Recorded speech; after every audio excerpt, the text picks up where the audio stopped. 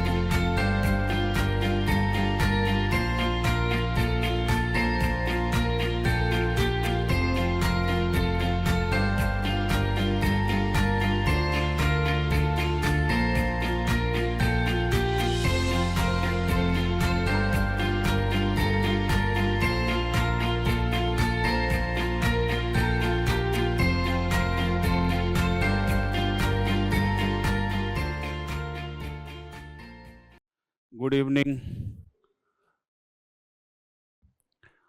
चलिए आइए थोड़ा देखा जाए पहला क्वेश्चन।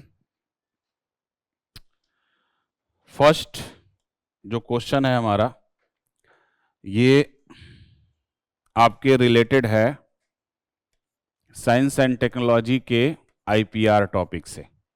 इंटेलेक्चुअल प्रॉपर्टी राइट, बौद्धिक संपदा अधिकार।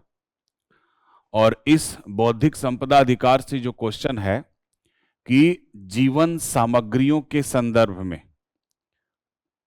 बौद्धिक संपदा अधिकार का वर्तमान परिदृश्य क्या है। और ये जो वर्तमान परिदृश्य की बात कर रहे हैं वो कौन से परिदृश्य, भारत को लेकर नहीं, कैसा, वैश्विक परिदृश्य। ठीक है। यद्यपि भारत पेटेंट दाखिल करने के मामले में दुनिया में दूसरे स्थान पर है, तो जो भारत पेटेंट दाखिल कर रहा है किस किस फील्ड में ये दूसरे स्थान पर है, एक तो है आपका जैव प्रौद्योगिकी और दूसरा है आपका कृषि क्षेत्र, एग्रीकल्चर फील्ड। ठीक है ना। परंतु इसमें से केवल कुछ का ही व्यवसायीकरण किया गया है। इस कम व्यवसायीकरण के कारणों को क्या करिए, स्पष्ट करिए। छोटा क्वेश्चन है, 10 नंबर का है, ये 150 शब्दों में आपको लिखना है। अब इसमें अगर इस क्वेश्चन के हम दृष्टिकोण की बात करें, दृष्टिकोण का मतलब यह होता है कि आप जो क्वेश्चन का आंसर आपको देना है तो आपके अपने दिमाग में यह बैठाना होगा कि हमको लिखना क्या है। तो लिखना क्या है उसके पहले यह देखना होगा कि हमारा क्वेश्चन क्या है। तो क्वेश्चन में पूछा है कि वैश्विक परिदृश्य क्या है अभी, और किस मामले में, जीवन, आईपीआर नहीं, जीवन सामग्रियों के संदर्भ में। और जीवन सामग्री कौन सी है, जनरली जो जीवन सामग्री है जो जंतु या पौधों से बनाई जाती, और इन जीवन सामग्रियों में आता है जैव प्रौद्योगिकी, आनुवंशिकी, अभियांत्रिकी वगैरह, ये सब फील्ड है। ठीक है ना। तो अब इसमें है कि इनका वैश्विक परिदृश्य क्या है इस समय। ठीक है ना। तो इस दृष्टिकोण का पहला पॉइंट ये हो गया।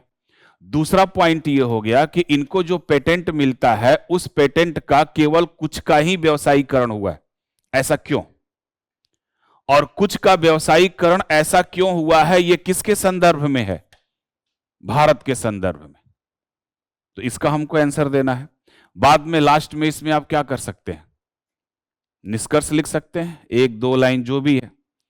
अब जैसा कि मैंने आपको बताया कि इस किस टॉपिक से संबंधित है, आपके आईपीआर से है, इंटेलेक्चुअल प्रॉपर्टी राइट से है। और इंटेलेक्चुअल प्रॉपर्टी राइट्स का मतलब क्या होता है, कोई बता सकता है। बौद्धिक संपदा अधिकार किसको बोलते हैं, किसके लिए महत्वपूर्ण हो, और जिसने बनाया है उसके लिए, हाँ उसके लिए भी, उसको हम क्या बोलते हैं, बौद्धिक संपदा अधिकार। तो आखिर ये अधिकार देने के पीछे रीजन क्या है,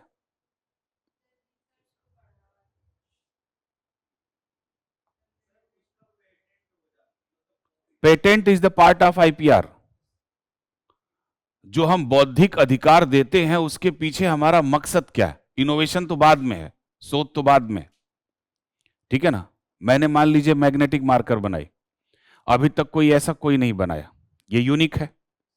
कोई भी ऐसा उत्पाद, ध्यान से सुनिएगा, कोई भी ऐसा उत्पाद जो समाज के लिए उपयोगी हो और सृजक के लिए क्या हो, आर्थिक रूप से महत्वपूर्ण, ताकि इसका कोई दूसरा इस्तेमाल न कर पाए। क्यों न कर पाए, यानी ताकि कोई दूसरा इसका निर्माण न कर पाए, उसका आर्थिक प्रयोजन न ले पाए। और क्यों न ले पाए, क्योंकि हमको इसके बनाने में बुद्धि का इस्तेमाल हुआ है, हमारा समय खर्च हुआ है और हमारे पैसे खर्च हुए हैं।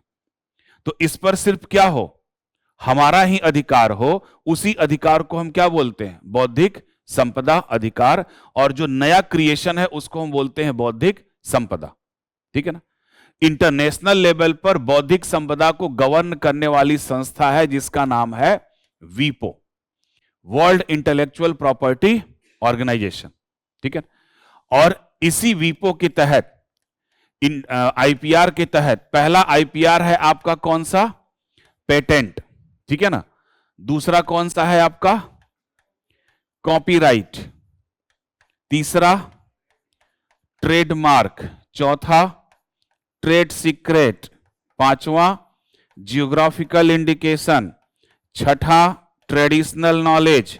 और सातवां है आपका इंडस्ट्रियल डिजाइनिंग। ये इतने प्रकार के आपके क्या हैं, आईपीआर, ठीक है। तो इन सभी आईपीआर को गवर्न कौन करता है, वीपो, वर्ल्ड इंटेलेक्चुअल प्रॉपर्टी ऑर्गेनाइजेशन। और इसमें से जो पेटेंट है आपका, इस पेटेंट को गवर्न करती है इंटरनेशनल लेवल पर कौन, ट्रिप्स। और ट्रिप्स आपके डब्ल्यूटीओ की मूलभूत संधियों में से एक है। जो 6 मूलभूत संधियां हैं आपके, उसमें से एक है। तो पेटेंट जो होता है ये जनरली उन उत्पादों पर दिया जाता है जो बिल्कुल नया हो, नवीन हो, बुद्धि का प्रयोग किया गया हो, आपके लिए उपयोगी हो, समाज के लिए उपयोगी हो, प्लस आपके लिए आर्थिक रूप से क्या हो, महत्वपूर्ण हो। पहले जो पेटेंट दिए जाते थे जनरली ये पेटेंट औद्योगिक उत्पादों पर दिए जाते हैं। और सामान्यतः जब इनकी चर्चा होती है तो दवा के क्षेत्र की चर्चा होती है। तो पेटेंट सामान्यतः 20 साल के लिए होता है, औद्योगिक उत्पादों के लिए होता है। और पेटेंट एक कानूनी अधिकार होता है, एक संपत्ति का अधिकार होता है। जैसे हम संपत्ति को दान में भी दे सकते हैं, गिफ्ट दे सकते हैं, किराए पर दे सकते हैं, या बेच सकते हैं, या कुछ भी कर सकते हैं। तो उसी तरीके से पेटेंट भी आपका क्या है, एक प्रकार से संपत्ति का अधिकार है, ठीक है। पहले पेटेंट जो मिलता था 2005 के पहले पेटेंट मिलता था आपके प्रक्रिया पर, अब किस पर मिलता है, उत्पाद पर। इंडियन पेटेंट एक्ट 1970 में लागू हुआ था, उसमें 3 अमेंडमेंट हुआ था। फाइनली जो 2005 में हम लोगों ने इसको अडॉप्ट किया वो किसके प्रावधानों के अनुसार, ट्रिप्स के प्रावधानों के अनुसार।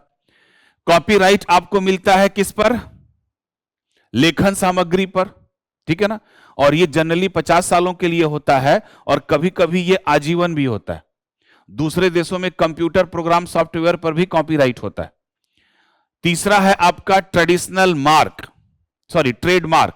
जैसे आप वहां पे विजन के ऊपर देखिएगा लोगो लगा है, विजन के लिखने का कलात्मक तरीका, कोई भी नारा, कोई भी स्लोगन, इन सब पर जो आपको आईपीआर मिलता है उसको हम क्या बोलते हैं, ट्रेडमार्क। और ये रिपीट होता रहता है, ये रिपीट होता रहता है। फिर होता है ट्रेड सीक्रेट। किसी भी खाद्य पदार्थ में जनरली स्वाद को लेकर जो आपको आईपीआर मिलता है वो है आपका ट्रेड सीक्रेट। अब आप यहां से यहां तक आप देखिएगा तो ये या तो किसी संस्था को मिल रहा है या तो किसी व्यक्ति को मिल रहा है, यही तो है भाई। आप मान लीजिए एक दही का पैकेट है, एक नॉर्मल दही है, एक मिष्टी दही है। तो मिष्टी दही पर क्या है, ट्रेड सीक्रेट है, क्योंकि वो किसके लिए पहचानी जाती है, स्वाद के लिए। पेप्सी है और कोका कोला है, प्रोसेसिंग तो सबकी सेम है, अंतर किसमें है, सिर्फ स्वाद में अंतर है। तो उसमें क्या होता है, ट्रेड सीक्रेट, ठीक। और इन सभी आईपीआर में सबसे कमजोर आईपीआर माना जाता है कौन, ट्रेड सीक्रेट, कभी भी समाप्त हो सकता है। उसके बाद आता है जियोग्राफिकल इंडिकेशन। यही एक ऐसा आईपीआर है जो सामूहिक स्तर पर दिया जाता है, न कि किसी व्यक्ति को दी जाती। और जब ये आपको अधिकार ये मिलता है सामूहिक स्तर पर, तो जिस चीज को ये अधिकार मिलता है उस अधिकार से संबंधित उस जगह का भी उल्लेख होता है। सपोज दैट अगर आपके दिमाग में आया पेठा तो पहले ही आएगा आगरा, आएगा कि नहीं? ठीक है ना। अगर दिमाग में आया झुमका, खैर उस पर नहीं है, आईपीआर नहीं है, तो क्या आएगा? बरेली।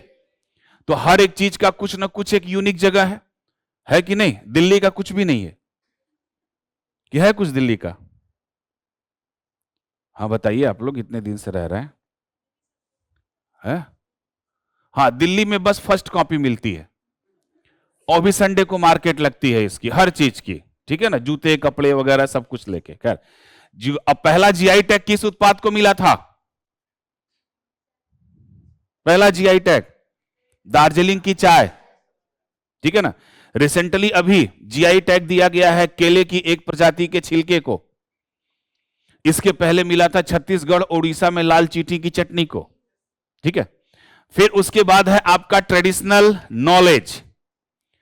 ट्रेडिशनल नॉलेज को हम बोलते हैं पारंपरिक ज्ञान। मान लीजिए कोई भी ऐसा पारंपरिक ज्ञान या कोई भी ऐसी परंपरा जो आपके समाज में निहित हो और आपके लिए आर्थिक रूप से वो महत्वपूर्ण हो, तो उसके लिए भी व्यवस्था की गई। जैसे हल्दी का ज्ञान, तुलसी का ज्ञान वगैरह। हल्दी पर तो पेटेंट करा लिया था अमेरिका ने, है ना, वो भी इसमें आएगा इसी क्वेश्चन में, बाधाओं में। और हल्दी पर जब पेटेंट कराया तो हम लोगों ने उसी 1998 में लड़कर क्या कराया इस पे?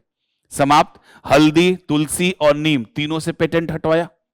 और पेटेंट हटवाने के बाद हम लोगों ने गठन कर दिया किसका? TKDL, traditional knowledge digital library, Bharat सरकार आयुष मंत्रालय के सहयोग से। अब इसमें 5 भाषाओं में हमारे जितने भी पारंपरिक ज्ञान है सबको ट्रांसलेट करके डाल दिया, ताकि ये कोई दावा ना कर सके कि ये ज्ञान कहां का है, हमारे यहां का है, ठीक है। नेक्स्ट आईपीआर है आपका इंडस्ट्रियल डिजाइनिंग। अब ये इंडस्ट्रियल डिजाइनिंग क्या है? अभी बड़ा चर्चा है एक फोन का मार्केट में, कौन सा? आईफोन 16, 15 जो भी है। उपभोक्ताओं की जो मनोवृत्ति है इस समय डिजाइन में निहित है। तो कई ऐसे उत्पाद हैं जो अपनी डिजाइन की वजह से जाने जाते हैं, जिस वजह से उनका मूल्य क्या हो जाता है? बढ़ जाता है, और उस डिजाइन को क्रिएट करने में समय लगता है। इसीलिए उस डिजाइन को भी इस आईपीआर के अंतर्गत रखा गया, जिसको हम क्या बोलते हैं? Industrial designing. तो ये तो हमारी एक छोटी घटना हो गई किसकी? पूरी आईपीआर की। अब यहां देखा जाए, जो अभी हमने बौद्धिक संपदा अधिकार की चर्चा की है, तो वर्तमान परिदृश्य क्या है अभी? तो इन बौद्धिक संपदा अधिकारों में पहला, अगर हम वर्तमान परिदृश्य देखें तो पहला परिदृश्य आपका जीवन सामग्री बौद्धिक संपदा अधिकार। क्वेश्चन में भी क्या लिखा हुआ है? जीवन सामग्री। यानी कि वैश्विक पटल पर अगर देखा जाए तो इन अधिकारों के लिए पहली नैतिक समस्या, दूसरी आर्थिक समस्या और तीसरी है कानूनी समस्या। हर जगह की जटिल समस्याएं। तो एक ये बहुत बड़ा रीजन है आपके कि जीवन सामग्री पदार्थों के निर्माण में वैश्विक लेवल पर आर्थिक, नैतिक और तीसरा कौन सा था? कानूनी, ठीक है ना। जैसे मान लीजिए आपके देश में किसी जानवर को लेकर, यूज करने को लेकर दूसरा कानून है, उनके यहां दूसरा कानून है, ठीक है ना। तो पहला पॉइंट इसमें हम लोग लिख सकते हैं, जीवन सामग्री पदार्थों में कानूनी, नैतिक और आर्थिक विचारों में असमानता है। दूसरे पॉइंट पर हम समझ जाए, जितने भी विकसित राष्ट्र हैं, विकसित राष्ट्रों में अगर आप करें तो अमेरिका और यूरोपीय संघ, इनके यहां जैव रूपांतरित जीव जो हैं, उन जैव रूपांतरित या जैव संशोधित जो जीव हैं, उनसे जो नवाचार से जो प्रोडक्ट बनता है उन पर आसानी से पेटेंट मिलता है। हमारे यहां ऐसा नहीं है। एक सिंपल सा एग्जांपल मैं बता रहा हूं, भारत में किसी भी पौधे और किसी भी बीज का आप पेटेंट नहीं करा सकते हो, बिल्कुल नहीं करा सकते हो। नहीं, आपको अगर याद होगा, बायोटेक आप लोगों ने पढ़ा होगा, तो इसी बायोटेक्नोलॉजी में बीटी कॉटन आप लोगों ने पढ़ा होगा, मानसेंटो कंपनी ने डेवलप किया है, लेकिन पंजाब एग्रीकल्चर यूनिवर्सिटी ने भी बीटी कॉटन की 2 बीजों का निर्माण किया। राजस्थान एग्रीकल्चर यूनिवर्सिटी ने भी बीटी कॉटन के बीजों का निर्माण किया, लेकिन उस पर पेटेंट हासिल नहीं कर पाए। भारत में किसी भी पादप प्रजाति और बीजों का पेटेंट नहीं हो सकता है। तो एक ये भी समस्या है कि जो जैव रूपांतरित फसलें हैं उनको पेटेंट को प्राप्त करने में। तीसरे में अगर हम चलें तो विभिन्न प्रकार के जो वैश्विक समझौते हैं, यानी कि जो इंटरनेशनल ट्रीटी हैं, उन इंटरनेशनल ट्रीटी के तहत, जैसे ट्रिप्स का समझौता, आप लोग आईपीआर पढ़े होंगे, ट्रिप्स का है सेक्शन 3D और सेक्शन 84। ये दुनिया इसको विवादित मानती है, लेकिन एक कंपलसरी लाइसेंसिंग और एवरग्रीनिंग पेटेंट की बात करता है। ट्रिप्स इनको मान्यता देता है। इसी वजह से जो वैश्विक कंपनियां हैं उनसे हमारा हमेशा क्या रहता है, मत विभेद रहता है। इसलिए मत विभेद रहता है, वो चाहते हैं कि इसको लागू न किया जाए और हम चाहते हैं कि इसको क्या किया जाए, लागू रहे ये। और ट्रिप्स इसको क्या करता है, मान्यता देता है। जैसे मान लीजिए कि मैंने ये मैग्नेटिक मार्कर बनाया, जनरली ये दवा के फील्ड में होता है। एक दवा बनी, उस पर कितने साल के लिए पेटेंट मिला, 20 साल के लिए। 20 साल के बाद उस पर रीपेटेंट नहीं हो सकता। रीपेटेंट तभी हो सकता है कि जब आप उसमें उत्पाद नया मिलाए हो और नए उत्पाद की दक्षता पहले से क्या हो, अधिक हो, और लोगों को आसानी से क्या हो, सुलभ हो। अगर ये नहीं है तो आपको दोबारा पेटेंट नहीं मिलेगा। तो भारत में सेक्शन 3D के तहत उसको क्या मान लिया जाता है, कंपलसरी लाइसेंसिंग का दोषी मान लिया जाता है। यानी उसी उत्पाद को बनाने के लिए फिर हम दूसरे कंपनी को दे सकते हैं, ठीक है ना। और इसी का विभेद रहता है आपके यूरोपियन कंपनियां या फिर अमेरिकन कंपनियों से, ठीक है। तो एक वैश्विक लेवल पर भी यह समस्या है। चौथी अगर हम चिंता देखें तो नैतिक चिंताएं भी हैं। नैतिक चिंताओं की अगर हम बात करें कि जैसे बायोपायरेसी, ठीक है ना, या फिर पर्यावरण को होने वाले नुकसान। अभी एक लेटेस्ट मामला चल रहा होगा आपका जीएम सरसों का, और आप लोगों ने देखा जीएम सरसों को लेकर 2 सुप्रीम कोर्ट के जजों ने विवादित फैसला दिया।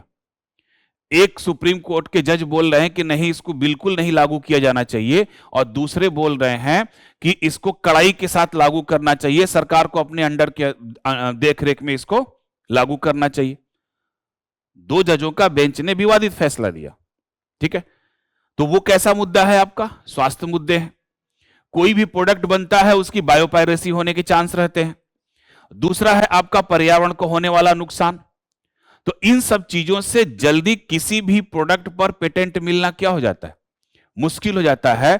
ब्राजील और भारत 2 ऐसे देश है जहां पर जल्दी बीजों पर भी पेटेंट नहीं मिलता। मान लीजिए कि भारत में 2-3 बायोटेक कंपनियां हैं, वो डिफरेंट टाइप्स के बीज का निर्माण कर रही हैं, और उन बीजों के निर्माण में जब उनका ट्रायल हुआ तो पता चला कि इसमें ये केमिकल सब्सटेंस बन रहा है, उसमें ये केमिकल सब्सटेंस बन रहा है। तो इस वजह से भी पेटेंट मिलने में क्या हो रही है, देरी हो रही है, ठीक है। अगर देखा जाए भारत की स्थिति को अगर हम देखें, ये तो वैश्विक पटल की बात होगी, भारत की स्थिति देखें तो यहां पर जो कहा गया है कि दुनिया में दूसरे स्थान पर है भारत, ठीक है ना। तो दुनिया में दूसरे स्थान पर है पेटेंट दाखिल के मामले में, ठीक है ना। तो 2 ऐसे सेक्टर हैं, एक है आपका जैव प्रौद्योगिकी और दूसरा है आपका एग्रीकल्चर फील्ड, ठीक है ना। तो भारत दूसरा देश है ऐसा पूरे वर्ल्ड में जो सबसे ज्यादा पेटेंट क्या करता है, दाखिल किया है, मिला नहीं है। सबसे ज्यादा पेटेंट इसने क्या किया है, दाखिल किया है। उसके बावजूद इसके व्यवसायीकरण को लेकर कई चुनौतियों का सामना करना पड़ रहा है। उसमें एक जो सबसे बड़ी चुनौती है वो ये है कि इस आईपीआर सेक्टर में विज्ञान एवं प्रौद्योगिकी का सही ढंग से प्रयोग न करना, ठीक है। दूसरा अगर देखा जाए तो इसके कम व्यवसायीकरण के जो कारण है उसमें पहला है आपका कि जो आपका इंफ्रास्ट्रक्चर है, या हम ऐसे कह सकते हैं कि कमजोर उद्योग। तो कमजोर उद्योग के तौर पर जैसे CSIR ने बोला है कि भारतीय अनुसंधान संस्थानों में नवाचार जो होता है वह अक्सर खराब उद्योग साझेदारी के कारण बाजारों तक नहीं पहुंच पाते। यह CSIR की रिपोर्ट है। दूसरा इसका कारण है कि अपर्याप्त बुनियादी ढांचा, यानी कि हमारे पास अभी भी इंफ्रास्ट्रक्चर की क्या है, कमी है, जबकि अमेरिका और जर्मनी में ऐसा नहीं है। तीसरा हम इसमें बोल सकते हैं फंडिंग। आज भी भारत में नवाचार के लिए, जैसे देखिए सरकार का कौशल विकास कार्यक्रम, फंडिंग होती है, लेकिन अभी भी पर्याप्त फंडिंग नहीं है। तो फंडिंग की भी एक समस्या है। लाइफ साइंस स्टार्टअप समिति के वेंचर जो कैपिटल है, व्यवसायीकरण को क्या करता है, ये रोकता है। इसके विपरीत आपका यूएसए है, जर्मनी है वगैरह, इन सब देशों में नए इनोवेशन के लिए पर्याप्त फंडिंग आपको क्या की जाती है, प्रोवाइड की जाती है। तो ये भी एक रीजन है। दूसरा, नेक्स्ट रीजन अगर हम देखें कि हमारे देश में पेटेंट को लेकर जो विशेष प्रकार के कानून हैं तो वो स्ट्रांग, लेकिन उन कानूनों का सही ढंग से पालन नहीं हो रहा है। तो यानी हम कह सकते हैं कि बहुत सारी ऐसी विनियामक क्या हैं, बाधाएं हैं, और इन बाधाओं के कारण ही हमारा जो पेटेंट है वह व्यवसायीकरण का रूप नहीं ले पा रहा। नेक्स्ट पॉइंट अगर हम इसमें गए तो किसी भी इनोवेशन में उच्च लागत अधिक मिलती है, लागत क्या होती है, वो ज्यादा होती है, और लागत ज्यादा होने के कारण जब वो प्रोडक्ट आपके मार्केट में आता है तो वह प्रोडक्ट उतना कंपनियों को फायदा पहुंचाने वाला नहीं हो पाता है। क्यों नहीं हो पाता है? क्योंकि सरकार इसके लिए पर्याप्त प्रोत्साहन राशि नहीं देती। तो ये भी रीजन है। नेक्स्ट रीजन में अगर हम चलें तो बाजार में कम मांग, ठीक है ना। जैसे आईफोन 16 आया, मान लो आईफोन 16 का दाम इस समय 16,000 होता तो कोई एंड्रॉयड फोन खरीदता? नहीं खरीदता। जबकि नया प्रोडक्ट आता है तो ऑलरेडी उसका बाजार में भाव क्या होता है, ज्यादा होता है, और जब ज्यादा होता है तो भारत में वैसा प्रभाव देखने को नहीं मिलता है। आज भी देखिए एक सर्वेक्षण बताता है कि भारत में ज्यादा आईफोन खरीद करता जो है ईएमआई वाले है कि नहीं। तो जो बाजार में कम मांग करने के पीछे रीजन, अब आप अपने पॉइंट पर आइए। जैसे जीएम बीज है, अब आप ये समझिए कि 2017 में एक बेहतरीन एग्जांपल मैं आपको बता रहा हूं। 2017 में जीईएसी ने जीएम सरसों को क्या दी, मान्यता दी, और जब जीएम सरसों को ट्रायल के लिए मान्यता दी तो उसी समय समस्याएं खड़ी होनी शुरू हो गई। यह कहा गया कि इस जीएम सरसों पर स्वास्थ्य पर क्या प्रभाव पड़ेगा इसका कोई विशेष जांच नहीं हुआ है, और एफएसएआई ने भी इसके लिए कोई पर्याप्त जांच नहीं किया। और फिर यह भी आरोप लगाया कि अमेरिका के प्रेशर के कारण जीईएसी ने इसको क्या कर दिया, परमिशन दिया। मामला फिर कोर्ट में गया, और कोर्ट में मामला अभी भी क्या है, लंबित है। अब 2 जजों का जो बेंच आया, सोचो 2017 के पहले जीएम सरसों बन गई और आज कितना है। तो ये सबसे बड़ा एग्जाम्पल है आपको आसानी से लिखने के लिए कि कम व्यवसायीकरण का कारण क्या है। इंफ्रास्ट्रक्चर, कानूनी बाधाएं, विनियामक ढांचा, सारी चीजें आप इसमें इंक्लूड कर सकते हो। इसके अलावा 2 चीजें और आप इसमें डाल सकते हो। एक है आपका जागरूकता का अभाव, ठीक है ना। भारतीय अगर मानस के तौर पर देखो तो आज भी भारत के लोगों के दिमाग में यह बैठा हुआ है कि महंगी चीजें अच्छी होती हैं और सस्ती चीजें क्या होती हैं, खराब होती हैं। यह बैठा हुआ है। तो इस जो ये पॉइंट आपके दिमाग में बैठा हुआ है ना, यही एक निगेटिव पॉइंट जानता है नए इनोवेशन के लिए। कोई भी चीज जब नया इनोवेशन होता है तो उसकी तुलना वो किससे करने लगते हैं, पुरानी चीजों से करने लगते हैं। तो उनका पुरानी चीजों पर विश्वसनीयता क्या है, थोड़ा ज्यादा है, ठीक है। अब अपने घर में पिताजी दादाजी को नोकिया 2100 दे दो और फिर उनको आईफोन 16 दे दो, कौन आसानी से चलाएंगे, जाहिर सी बात है। इसके पीछे क्या है कि दादाजी को आपने कम प्रोत्साहन दिया, है ना। तो एक इसमें और भी पॉइंट हो सकता है कि उद्योगों को उच्च जोखिम वाली प्रौद्योगिकी में निवेश करने के लिए उचित प्रोत्साहन सरकार के द्वारा नहीं मिल रहा है, जिसके कारण व्यवसायीकरण क्या हो रहा है, कम हो रहा है, ठीक है। अब इसके तीसरे सेगमेंट पे, ठीक है। अच्छा, इसमें एक और लिख सकते हो कि भारत की क्या स्थिति है, इसमें भारत क्या कर रहा है। ये तो निगेटिव पॉइंट आ गया सब। अब भारत की 2 पहल है। एक पहल है कपिला, नाम सुना है, कपिला। कपिला का मतलब होता है इंटेलेक्चुअल प्रॉपर्टी, साक्षरता और जागरूकता के लिए एक कार्यक्रम। तो उस कपिला कार्यक्रम का जो उद्देश्य है, भारत और विश्व में जो आपके आईपीआर दाखिल होते हैं, उन आईपीआर के महत्व को बताना, उनकी प्रक्रियाओं को बताना और उसके लिए कौन कौन से ढांचे या इंफ्रास्ट्रक्चर हैं उसके बारे में छात्रों को बताना। तो एक कपिला कार्यक्रम है। दूसरा भारत का प्रयास इसमें हुआ है कि भारत WTO, वीपो, ट्रिप्स, इन सभी संधियों का क्या है, हस्ताक्षर करता है और इन सभी संधियों को क्या करता है, वो पूर्णतया पालन करता है। निष्कर्ष के तौर पर आप इसमें एक चीज लिख सकते हो। अच्छा हाँ, एक चीज और इसमें आप डाल सकते हो। भारत की स्थिति में भारत की आईपीआर नीति भी है 2016 की। उस आईपीआर नीति में पेटेंट को प्राप्त करने की सरलीकरण की प्रक्रिया को भी क्या किया गया है, दर्शाया गया, जो कि डिपेंडेंट है आपके आईपीआर नीति अमेरिका के आधार पर। ठीक है। तत्पश्चात इस क्वेश्चन का आप आंसर के बाद अगर आप इसका निष्कर्ष देना चाहें तो आप इसका निष्कर्ष इसीलिए ऐसे दे सकते हैं कि व्यवसायीकरण को बढ़ाने और अपनी नवाचार क्षमता का पूरा लाभ उठाने के लिए एक मजबूत इंफ्रास्ट्रक्चर की स्थापना करना, कानूनों का बेहतर ढंग से पालन करना और प्रशिक्षित कर्मचारियों के द्वारा पेटेंट दाखिल के मामलों को सुलझाना, यह इसका प्रॉपर निष्कर्ष है, क्योंकि समस्याएं यहीं से जनरेट हो रही। ठीक। दूसरे क्वेश्चन पर अगर हम चलें, अच्छा एक चीज और मैं बता दूं, इसी टाइप्स का क्वेश्चन विजन के मेंस के test series test code number है 2369।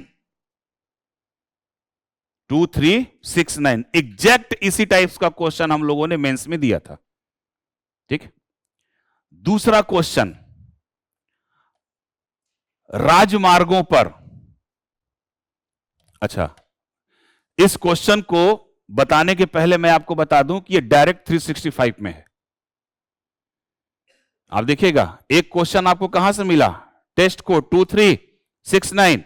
दूसरा क्वेश्चन ये डायरेक्ट हमारा किससे है, 365।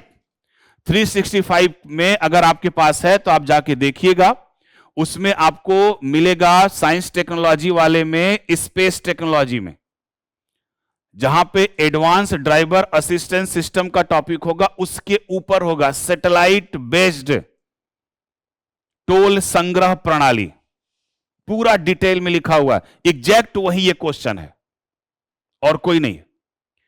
यहां पर जो पूछा गया है कि इलेक्ट्रॉनिक जो टोल संग्रह है उसमें कौन सी पद्धति अपनाई जा रही है, उसके क्या लाभ हैं और उसकी क्या सीमाएं हैं। ठीक है।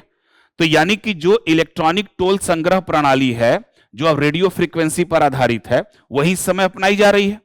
दो टाइप्स की पद्धतियां हैं, एक तो आपका आइडेंटिफाई वाला नंबर प्लेट है और दूसरा कौन सा है, रेडियो फ्रीक्वेंसी। फास्टैग नाम सुना होगा। फायदे इसके क्या है, नुकसान। तो पहला इस क्वेश्चन का दृष्टिकोण है कि कौन कौन सी प्रौद्योगिकी इस समय अपनाई जा रही है। ठीक है। तो उस प्रौद्योगिकी में आपका एक तो प्रौद्योगिकी है रेडियो फ्रीक्वेंसी आइडेंटिफिकेशन और दूसरी प्रौद्योगिकी है आपका ऑटोमेटिक नंबर प्लेट रिकॉग्निशन। दो प्रौद्योगिकी है। आप लोगों के पास बाइक होगा तो देखिएगा एक विशेष नंबर प्लेट मिला होगा और उस नंबर प्लेट पर एक स्टिकर भी चिपका होगा, है ना, नहीं तो चालान हो जाएगा। 45,000 का चालान होगा, इससे कम का नहीं होगा। ठीक। फिर उसके क्या लाभ हैं और उसकी क्या सीमाएं हैं, यह चर्चा करनी है। तीसरा है कि कौन से इसमें परिवर्तन प्रस्तावित है जो इस क्रिया को निर्बाध बना देंगे। क्या यह परिवर्तन कोई संभावित खतरे को लेकर आएगा। अब यह जो नया परिवर्तन बनाया गया है, यह नया परिवर्तन है टोल कलेक्शन के लिए सैटेलाइट बेस्ड तकनीकी का इस्तेमाल, यानी कि किसका, नेविगेशन सिस्टम का इस्तेमाल। ठीक है। तो इस क्वेश्चन के आपके 3 सेगमेंट है। पहला, कौन सी पद्धति है, उसके लाभ क्या है, उसकी हानियां क्या है, और कौन सी अभी नई पद्धति को हम प्रस्तावित तौर पर देख रहे हैं। 3 सेगमेंट में इसको आपको आंसर देना है। तो इस क्वेश्चन के दृष्टिकोण के कितने पॉइंट है आपके? 3, और एक तो एडिशनल जुड़ ही जाएगा। कौन सा? निष्कर्ष। ठीक है, तो जो पहला आपका है वो कौन सा है? Radio frequency. फर्स्ट पॉइंट पर हम इसके चलते हैं, इलेक्ट्रॉनिक टोल संग्रह या इलेक्ट्रॉनिक पथ कर। तो इलेक्ट्रॉनिक पथ कर में जो पहली पद्धति अपनाई जा रही है वो कौन सी है? Radio frequency identification. यही तो है, रेडियो फ्रीक्वेंसी आइडेंटिफिकेशन। अब इस रेडियो फ्रीक्वेंसी आइडेंटिफिकेशन में क्या होता है कि भारत में जो फास्टैग है, फास्टैग तो जानते ही हो ना, तो फास्टैग के लिए किसका इस्तेमाल किया जा रहा है? इसी रेडियो फ्रीक्वेंसी आइडेंटिफिकेशन का इस्तेमाल किया जाता है। आपकी गाड़ी जाती है और ऑटोमेटिकली आपके अकाउंट से या फिर आप जिससे लिंक किए होते हैं उससे पैसे क्या हो जाते हैं? कट जाते हैं। ठीक है, दूसरी अगर हम देखें इसमें, तो एक है आपका ऑटोमेटिक नंबर प्लेट, यानी इसको हम बोलते हैं ऑटोमेटिक नंबर प्लेट रिकॉग्निशन। ये तकनीकी है। तो इस तकनीकी के तहत क्या होता है कि जो कैमरे होते हैं, जो टोल संग्रह पे कैमरे लगे होते हैं, ये कैमरे क्या करते हैं? वाहन के नंबर प्लेट की इमेज लेते हैं और उससे सारी इंफॉर्मेशन मिल जाती है गाड़ी के बारे में। तीसरा है आपका satellite base, global navigation satellite, GNS. अब ये जो ग्लोबल नेविगेशन सैटेलाइट सिस्टम है, इसमें जो टोल प्रणाली होती है वह वाहनों की गतिविधि पर क्या करती है? नजर रखती है। लेकिन ये जो सैटेलाइट बेस्ड है, ये अभी आपकी क्या है? प्रस्तावित है। अभी कार्य कौन कर रही हैं? यही दो कर रही हैं कार्य। सैटेलाइट बेस्ड अभी आपकी प्रस्तावित है। और ये सैटेलाइट बेस्ड कार्य कैसे करती हैं, आप इसको भी यहां देख लीजिएगा। इस तरीके से जो सैटेलाइट बेस्ड हमारा टोल सामग्री है, प्रोसेस है, वो आपका इस तरीके से है। एक अलग से इसमें क्या होगा? नेविगेशन चिप लगा होगा।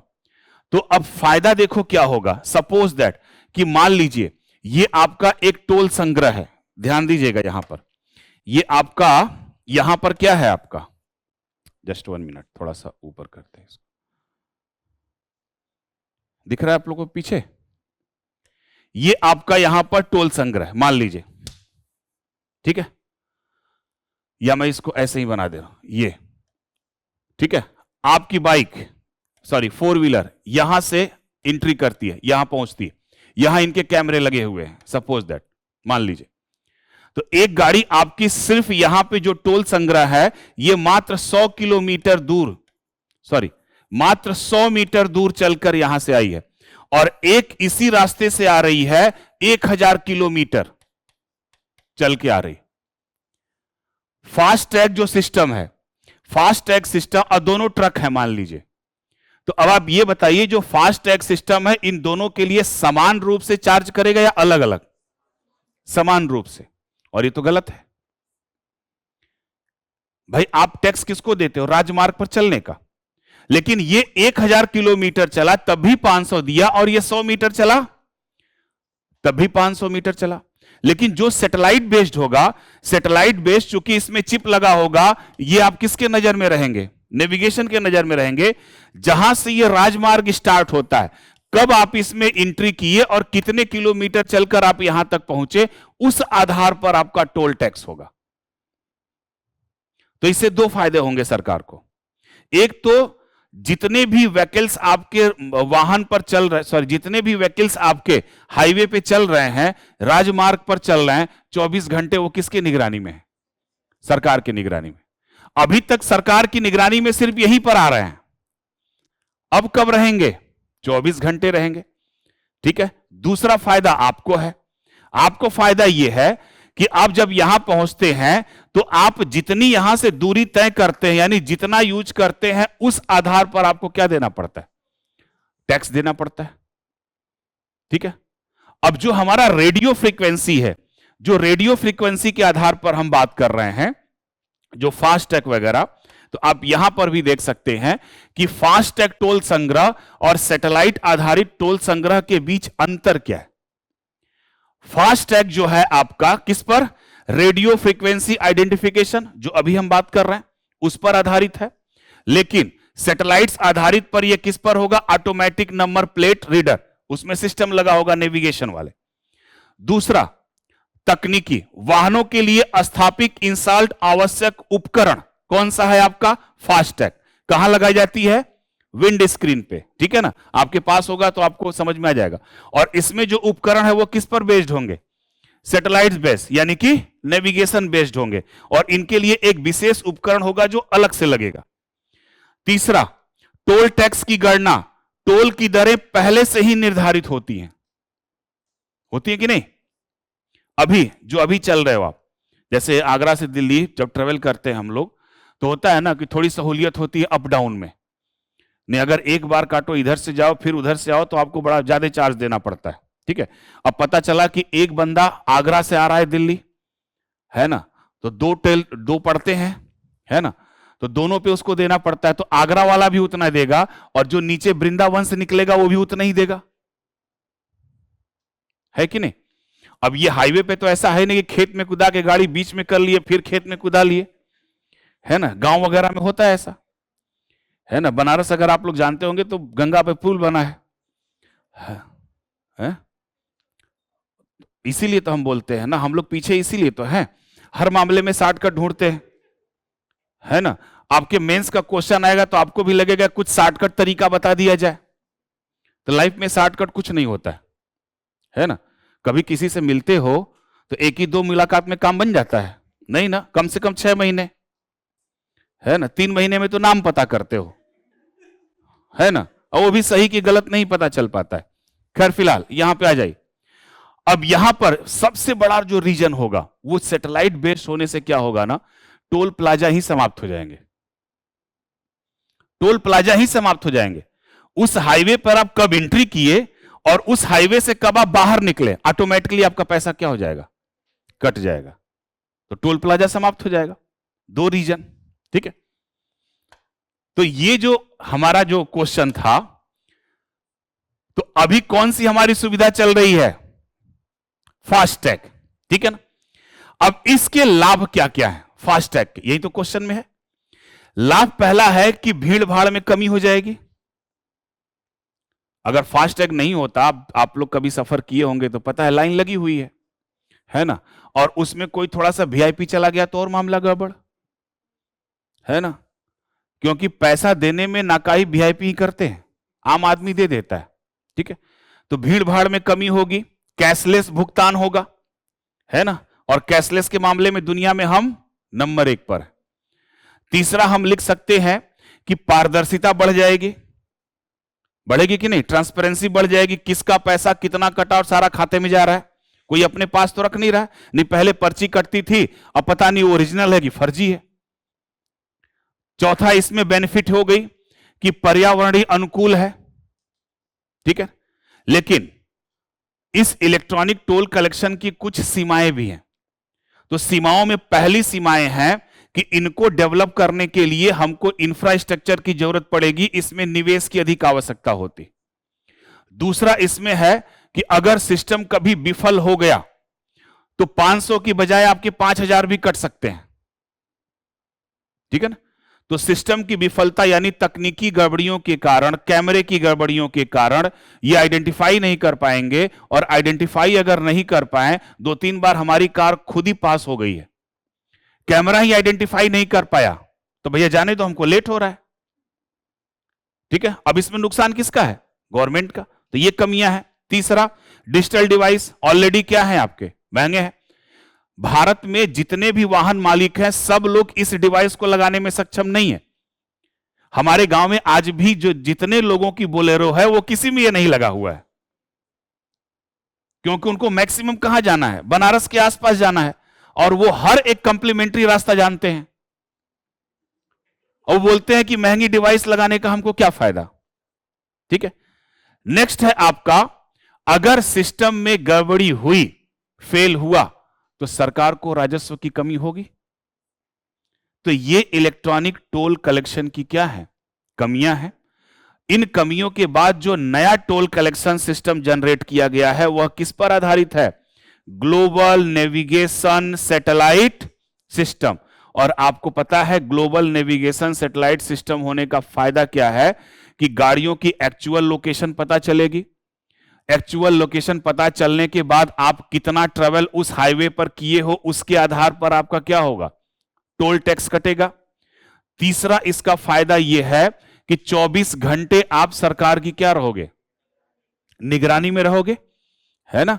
मैंने स्पेस पढ़ाया तो बताया था ना, ऊपर वाला सब कुछ देखता है, तो ऊपर वाला कुछ यही नहीं है, वो क्या है, सैटेलाइट है, ठीक है ना।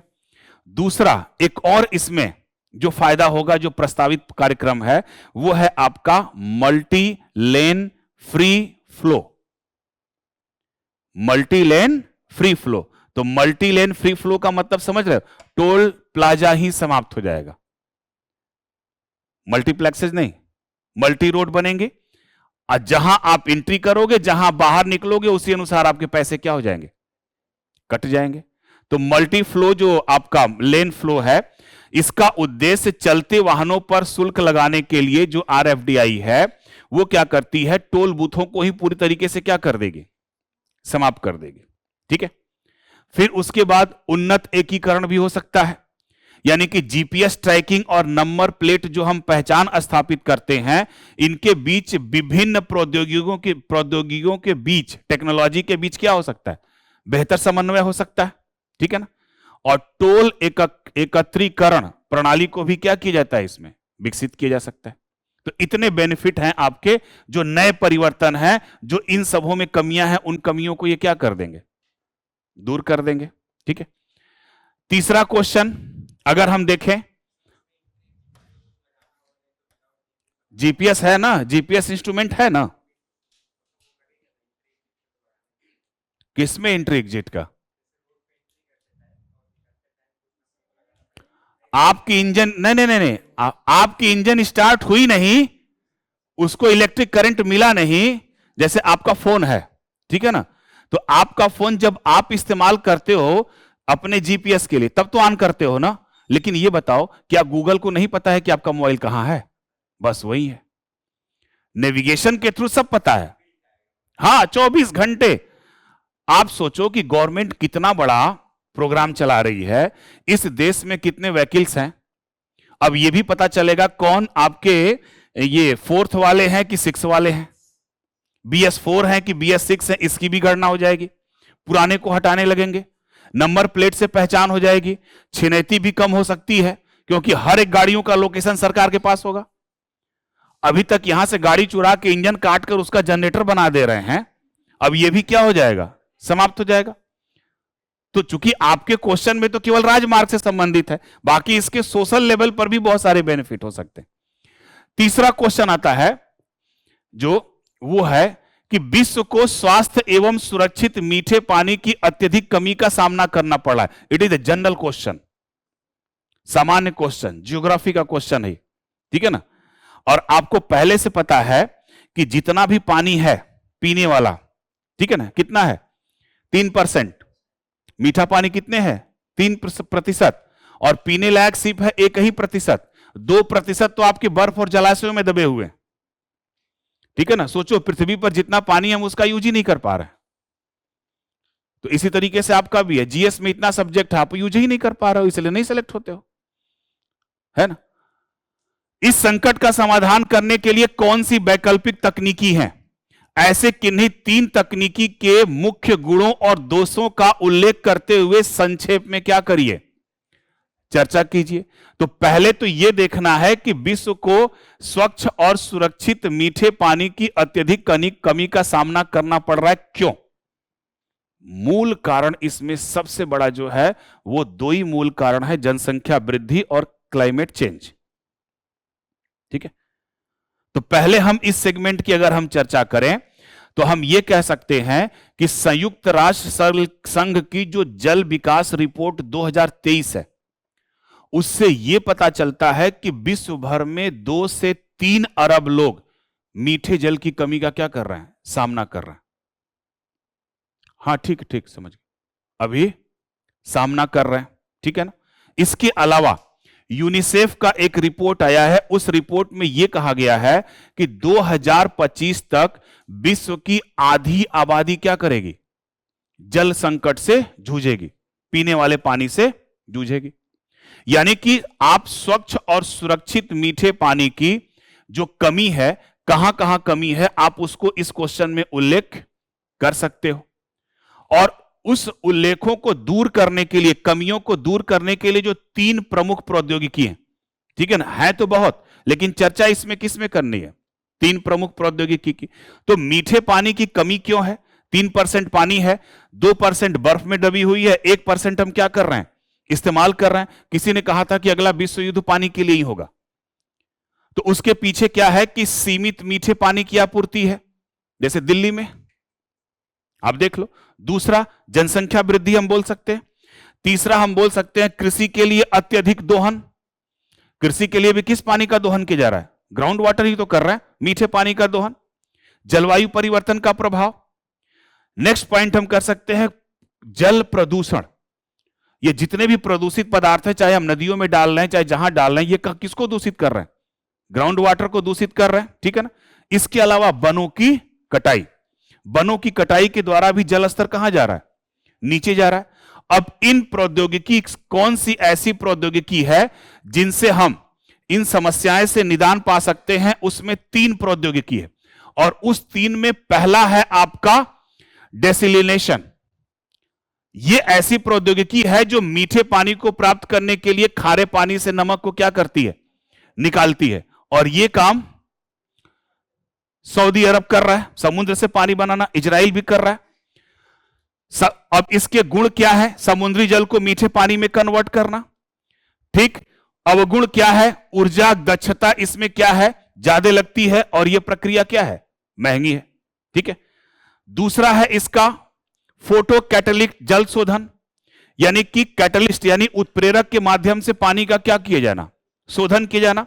तो इसके अंतर्गत उच्च गति पर पानी से विषाक्त पदार्थों और प्रदूषकों को क्या किया जाता है? निकाला जाता है। इसके लिए उत्प्रेरकों का उपयोग किया जाता है, यानी कि रासायनिक पदार्थ। और दूसरा, अल्ट्रावायलेट किरणें उपयोग में आती हैं, ठीक है। प्रक्रिया तो सरल है, लागत भी प्रभावी है, टिकाऊ भी है। कीटनाशक, रोगाणु, वायरस वगैरह सब हटाए जा सकते हैं, लेकिन इनके रासायनिक खतरे ज्यादा हैं। स्केबिलिटी समस्या है। स्केबिलिटी का मतलब किसी भी समस्या को बढ़ाना, किसी भी समस्या को बढ़ाना। तो इसमें अवगुण भी क्या हो जाते हैं? रासायनिक खतरे इसमें इंक्रीज हो जाते हैं। तीसरा अगर एक और हम बोले तो वो है आपका स्वचालित परिवर्तनीय निस्पंदन। यह तब काम करता है जब ऊपर की ओर प्रवाहित जल को फिल्टर मीडिया के नीचे की ओर प्रवाहित जल से क्या किया जाता है? ऊपर से पानी नीचे गिराया जाएगा, फिल्टर से साफ करके प्रोवाइड किया जाएगा। तो इसके गुण क्या है? गुण क्या है कि यह कुशल निस्पंदन प्रणाली है, यानी कि यह आसान प्रणाली है। लेकिन इस प्रणाली की जो सबसे बड़ी कमी है कि बड़े पैमाने पर हम इनका उपयोग नहीं कर सकते। तो 3 प्रौद्योगिकी हैं, और इन 3 प्रौद्योगिकी के इसमें क्या है? आपके गुण हैं और अवगुण है। नेक्स्ट पे अगर हम चले, इसी में है क्वेश्चन, क्षुद्र ग्रह क्या है? ठीक है, तो क्षुद्र ग्रह, बस 2 मिनट और, ठीक है। तो ये क्षुद्र ग्रह क्या है आपको पता है? बृहस्पति और मंगल के बीच में, ठीक है ना।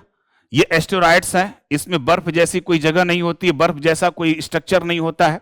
तो क्षुद्र ग्रह चट्टानी पिंड होते हैं, सूर्य की परिक्रमा कर रहे हैं, और मुख्य रूप से मंगल और बृहस्पति के बीच क्या कर रहे हैं? स्थित है ये।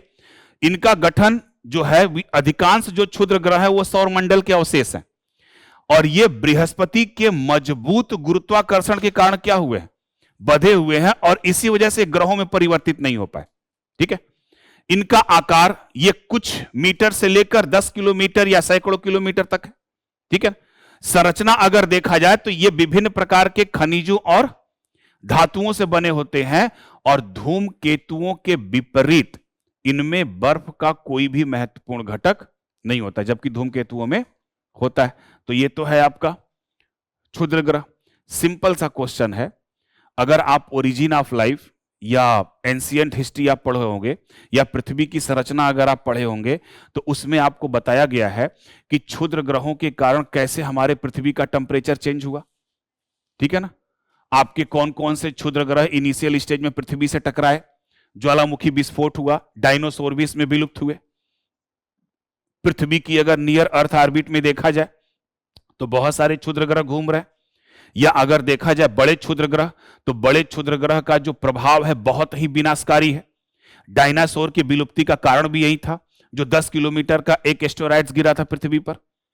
दूसरा, अगर हम छोटे क्षुद्र ग्रह की बात करें तो छोटे क्षुद्र ग्रह जो होते हैं, सुनामी है, जंगल में आग या फिर वायुमंडलीय व्यवधान उत्पन्न कर सकते हैं। जैसे कि एक बार साइबेरिया में हुआ था, पूरा का पूरा साइबेरिया का जंगल ही क्या हो गया था, नष्ट हो गया था। ठीक है। अब इसको रोकने के लिए क्या क्या उपाय किए गए हैं?